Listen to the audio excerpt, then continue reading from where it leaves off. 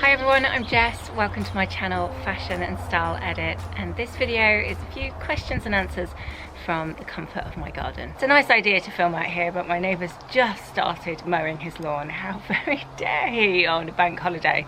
Sorry about that. Okay, I've got loads of questions here, so I'm going to dive straight in with question number one. How did you and David meet? Now, this is probably the most asked question I ever get. So David and I actually met on an aeroplane. I had been on holiday with my then boyfriend to Ibiza, soon to be ex-boyfriend. We were on the plane, this guy got on, they knew each other, he asked to sit with us, I said hi, and because I'm scared of flying, that was pretty much my conversation. I just kind of buried my head in a book for the rest of the journey. Long story short, a few months later, we eventually managed to have our first date. We went to a really beautiful restaurant by Gordon Ramsay called the Box Cafe in London. If you're ever in town, you should go, it's really nice. Question number two, what lighting do you use to put your makeup on? That's from Sweetopia. Hello, lovely. I just use natural light. I find that that is the best indication of what your makeup actually looks like. So I've positioned my bedroom mirror so I get the best light on my face. Funnily enough, the mirror in the car is actually a great light for doing your makeup. If you've never tried it, you really should. Oh, I'm just going to quickly mention as well, if you're not already subscribed, it would be really, really lovely if you could show your support and do so. And just click the little bell button beside it, which will just notify you each time I upload a new video. Question number three, who are your style icons? Effie and Jessica asked that question. I would say Jane Birkin, definitely. I was talking about her the other day. Caroline de Maigret, who is a French model and absolutely beautiful, but has this amazing natural style about her. Kate Moss, of course, can never do much wrong in the style department. And there's another model that I really like called Erin Wasson, who I think has a really cool and individual style about her. What has been or would be your favourite country to live in? That's from Adele, and hers would be Cyprus. I do love Cyprus, I think it's beautiful. We've been there quite a few times as a family. Australia would definitely be one place I would love to live. I actually tried to convince my husband that we should move there, but it's kind of far for him to travel for European gigs. At one point we were going to move to Ibiza. I really like California as well. So generally somewhere that's hot and sunny and got quite a laid back vibe, I think. That suits me down to the ground. Next up, Alexa wants to know, what gave you the idea to start your own YouTube channel? So it all came about as a bit of a happy accident, really. There was definitely no master plan at all. And I just sort of thought, I've been immersed in the fashion industry from a really young age, and I feel really natural talking on camera. So I think I just thought, why don't I join those two together and start my own YouTube channel? Next question, has your fashion style changed over the years, and if so, how? That's from Brainstorm. Yes, it's definitely changed, thank goodness. Some of those teenage years I looked absolutely awful. But joking aside, I think the fundamentals of my natural style are very, very similar to they have always been. So I always preferred more elegant designs, even as a teenager. And I had a bit of that bohemian spirit at the time as well. I always really appreciated quality in certain pieces and could absolutely see the value in investing. We didn't have an awful lot of money growing up, and the majority of my clothes were hand-me-downs. So once I started to earn my own money, that upbringing gave me a great appreciation for everything I had and everything I could then afford to buy. My Saturday job was working in the local chemist, and I would be paid pittance and save that money week after week after week. And I remember the first designer item I ever bought with that money that I'd saved was a beautiful pair of Miu Miu shoes. I took care of those shoes like they were a newborn baby. I loved them. They were like a piece of art.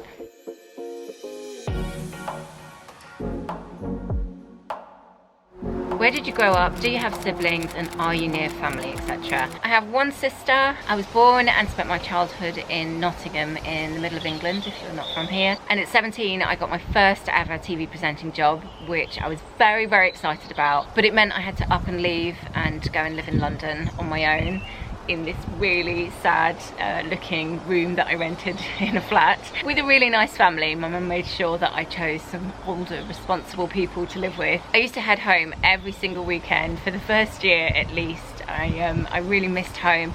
But then eventually you slowly get into it and you find your little circle of friends, and then that starts to feel like home. Tina in Australia has said, what travel destinations are on your bucket list? Oh, loads. When David and I first met, I was working at Sky Sports and was just about to sign a quite locked in 2-year contract. And long story short, I fell in love and decided to go off traveling with him for a year. And it was amazing. We went all around the world, Australia, Europe, obviously, Japan, China, South America. So really places I would like to go again would be Australia, Sydney and Melbourne. Definitely California, but I'd like to do a bit more exploring around the whole state rather than just my little circle that I tend to stay in. I really liked Argentina, would definitely like to go back there. A place called Punta del Este in Uruguay, which I thought was beautiful. I'd really like to take the children to Thailand. I think seeing those beaches for the first time really takes your breath away. I haven't been to Vietnam and Canada. I'd like to go to both of those. Actually, Canada would probably be one of those places that you'd go and think, oh, I could live here. I think it would be my cup of tea. Next up, Gareth has asked, will you start a fashion label again? Never say never.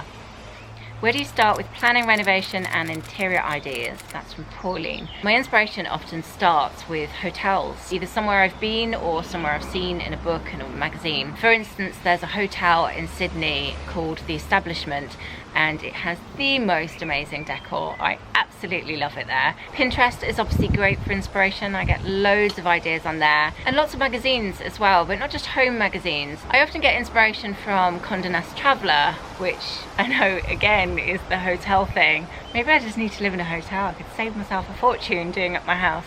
And Vogue, of course, as well, and Instagram. But I often think my favorite inspiration comes from when you're least expecting it. They're always the best ideas. Have you picked up any of David's northern ways? That's from Lindsay. A little bit. I think the boys have picked up more northern ways than I have. They all support Leeds, of course. We'd be in trouble if we didn't. Apart from Walter, actually, who supports Leeds and Liverpool at the same time. Accent-wise, though, they probably got more of my accent than David's northern accent.